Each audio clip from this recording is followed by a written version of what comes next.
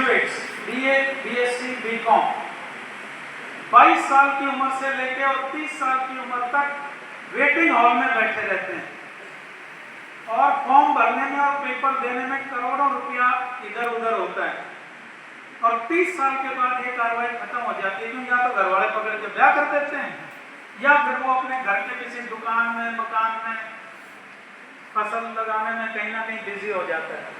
लेकिन 8 साल तक वो संघर्ष करता है, उसको नौकरी नहीं मिलती है, because he is not skilled. Skill की डेवलपमेंट बहुत जरूरी है।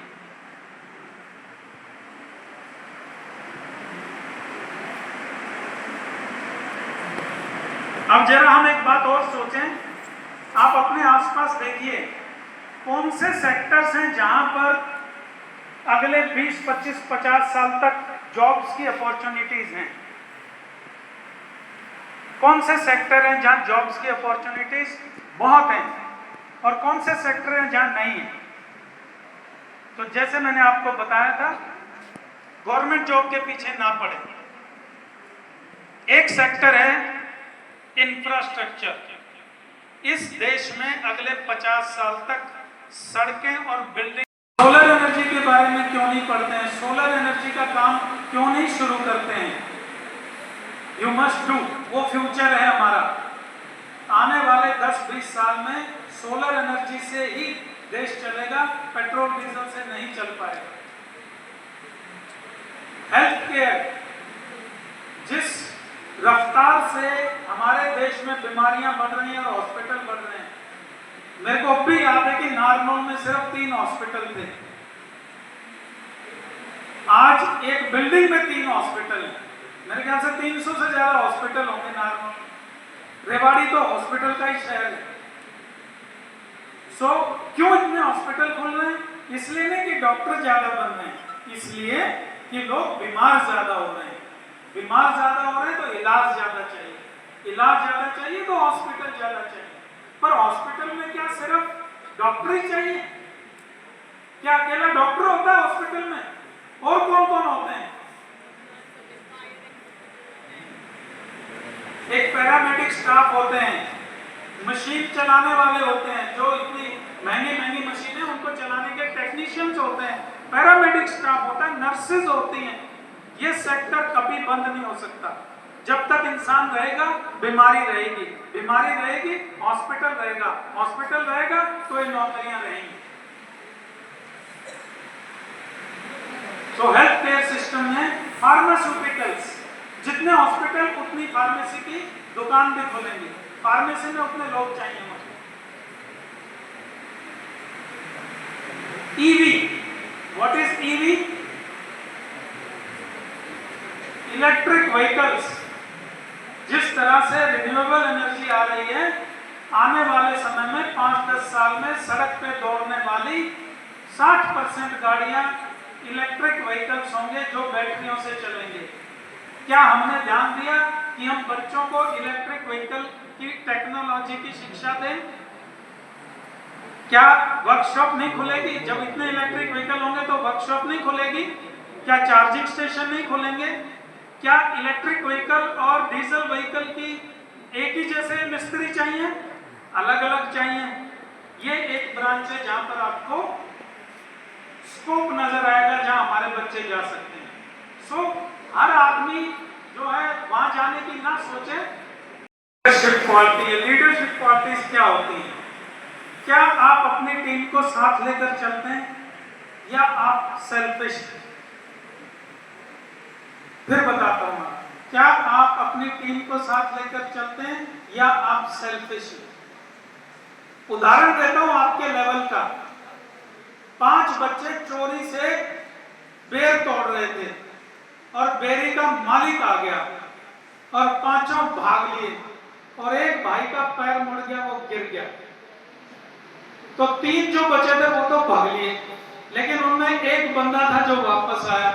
उसको उसने उठाया, कंधे पे बिठाया और लेके गया। ये वाला आदमी फौज को चाहिए।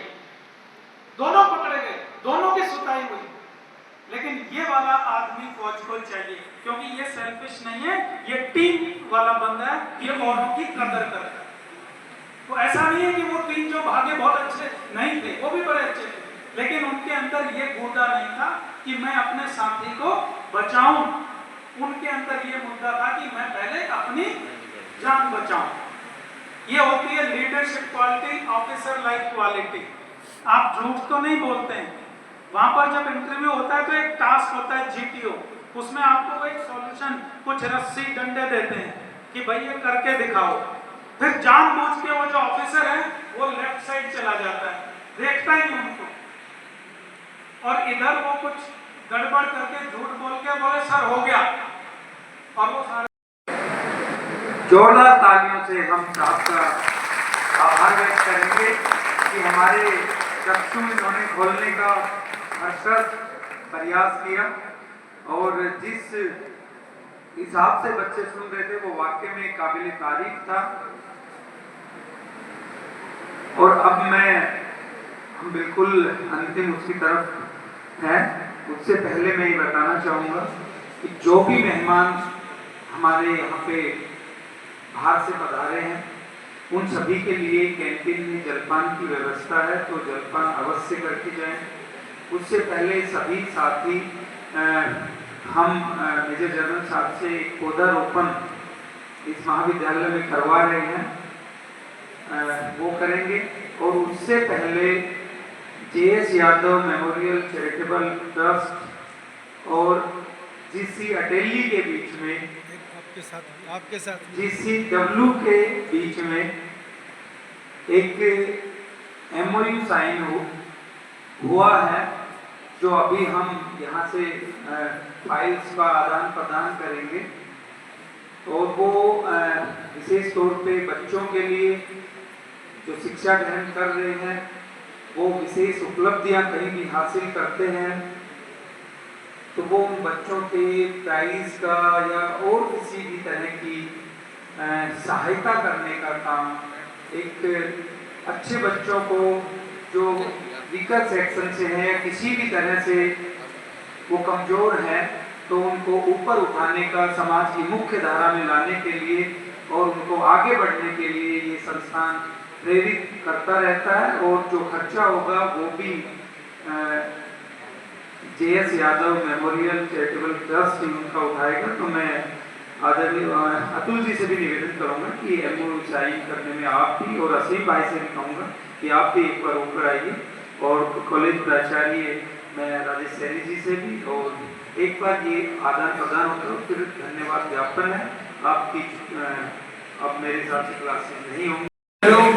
अटेली के लिए जब भी कोई फंक्शन हर साल होगा, और जो भी बच्चियां हमारी बेटियों के लिए मैं कह रहा हूँ, क्योंकि ये क्षेत्र हमेशा बेटियों के लिए बहुत पिछड़ा रहा है, तो इस GCW अटेली में जो भी प्राचार्य जी रहेंगे, आपका कोई भी प्रोग्राम होगा, और विशेष रूप से जो वार्षिक कार्यक्रम होगा, उसमें BSc, BA, BCom जौन सी भी क्लासेज हैं, उसमें टॉपर बच्चे होंगे, उनका सर्टिफिकेट और उनका medal JS Yadav memorial charitable trust की तरफ से प्रति वर्ष दिया जाएगा।